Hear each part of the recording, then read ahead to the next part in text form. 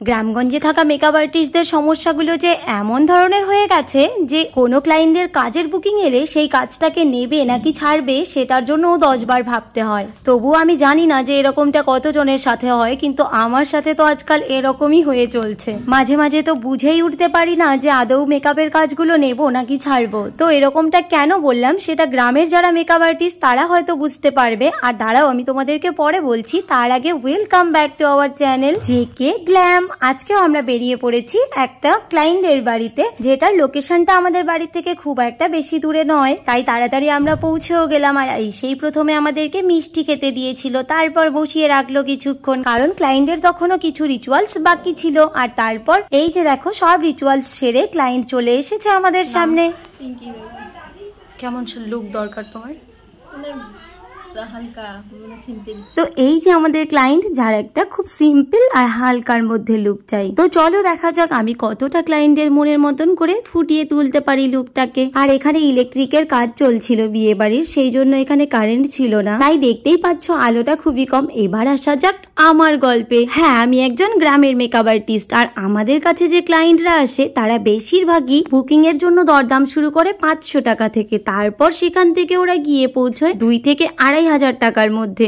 এবার কেউ যদি 500 টাকা থেকে শুরু করে, বলুন তাকে সর্বোচ্চ কত টাকা পর্যন্ত বলা যেতে পারে? আমরা যদি ধরুন 5,000 টাকাও চেয়ে বসি আর তারা সেখানে 500 টাকা বলে বসে, তাহলে সেখানে মাঝামাঝি একটা দাম দর করতে গেলেও ধরুন ওই 3-3,500 টাকার মধ্যেই আমাদেরকে থাকতে হয়। ইনফ্যাক্ট সোজাসুজি কেউ এটাও বলে দেয় যে আমার বাজেট ভাই 3,000 টাকা, তার মধ্যে সাজালে সাজাও, আর না হলে তো আমি ব্রাইডাল মেকআপ করবোই না, এমনিই সেজে বসে পড়বো। আসলে তুমি চেনা জানা, তাই ভাবলাম যে তুমি যেহেতু বাড়ির পাশে আছোই তো তোমার কাছেই একটু সাজবো, বাট তোমার আবার এত দাম। বাট ওদেরকে কি করে বোঝাবো বলুন যে আমি মেকআপ আর্টিস্ট হয়ে গেছি বলেই আমার দাম বেড়ে যায়নি, জিনিসগুলোরই দাম বেশি। এক একটা প্রোডাক্টের যে কি রকম দাম নেয় সেটা হয়তো শুধুমাত্র মেকআপ আর্টিস্টরাই বুঝতে পারে। বাট গ্রামের কেউই যে 10-15 হাজার টাকা দিয়ে বাইরের থেকে ব্রাইডাল বুকিং করিয়ে বড় বড় মেকআপ আর্টিস্টকে নিয়ে আসে না তা কিন্তু নয়। যাদের কাছে একটু বেশি টাকা থাকে তারাই তখন আর বাড়ির আশেপাশের মেকআপ আর্টিস্টদেরকে চেনেই না।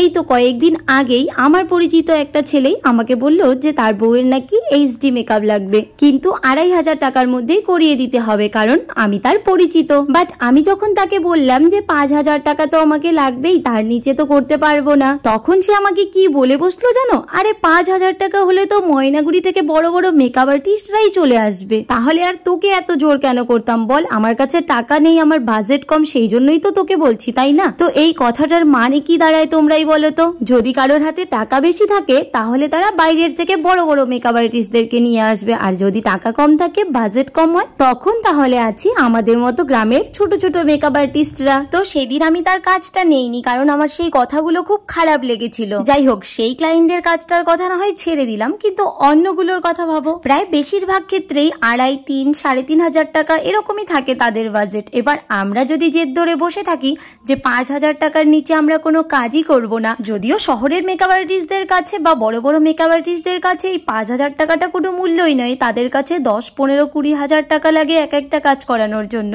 কিন্তু গ্রামের এই ছোট ছোট মেকআপ আর্টিস্টরা আমার মতন, যারা আমরা যদি 5,000 টাকা ধরেও বসে থাকি, তারপরেও জানো তো সারা বছর মিলে আমাদের কাছে 5টা কাজও জুটবে না। আর এত এত টাকা খরচা করে যখন কাজ শিখেছি, তারপর এত প্রোডাক্ট কিনেছি, এখন সেসব যদি আমরা ঘরের মধ্যে নিয়েই বসে থাকি, তাহলে আমাদের কেনা প্রোডাক্ট গুলো তো নষ্ট হবেই, সাথে আমরা যে কাজটা শিখলাম সেটারই বা মূল্য কোথায় থাকবে বলতো? আবার যদি ধরো এত কম কম টাকায় কাজ করতে থাকি, তাহলে নিজের পারিশ্রমিক আর সাথে প্রোডাক্টের মূল্য, এত সবকিছু ম্যানেজ করে নিজের লাভটাই বা কোথায় গিয়ে দাঁড়াবে বলতো? তার মধ্যে আবার মাঝে মাঝে এরকমটা হয়ে যায় যে কাজ করার পর বাড়ির লোক এসে বলে যে এখন টাকা একটু কম আছে, তো কিছু টাকা বাকি থাকলো, মানে ওই 2,500-3,000 টাকার মধ্যেই আবার 500-1000 টাকা বাকি রেখে দেয়, যেই বাকি টাকাগুলো কিন্তু আর জীবনে কোনোদিনও কেউ দেয়নি। যাই হোক, এই বাকি টাকার গল্প না হয় অন্য একদিন বলবো। আজকে তোমরা এটাই বলো যে একটা কাজ নেয়ার পিছনে যখন এত কিছু ঘটনা থাকে, তখন একটা কাজ নেয়ার আগে 10 বার ভাববো কিনা বলো তো?